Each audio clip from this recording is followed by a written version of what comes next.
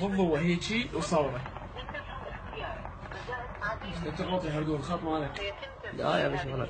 لا تغلط خلاص قبل غير موضوع. ما تطلع نفس الكلام. لا.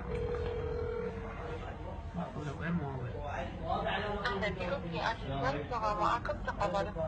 ألو السلام عليكم يمه. وعليكم السلام ورحمة الله وبركاته. أقول لك أنا في أريد الخدمة هاي مال أسألك شلون أسويها؟ SMS رسالة؟ أي هذا خطك ولا لسه غير خدك؟ أي هذا فدوى أروح لك. زين هسه تدز الضبط مع رسائل مصورة. وهاي الخدمة مالتهم عليها شلون؟ زين شنو اجازتك حتى تدز ضبط مع رسائل؟ أنا جهازي هذا اللمس ما بيه دقم. شنو؟ هذا اللمس ما بيه دقم.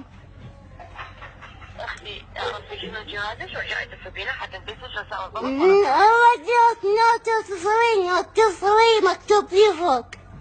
ما يصير اختي اعرفي لي شنو الجهاز ورجعي تفقينه. هو مكتوب نوت نط شنو؟ نوت 3.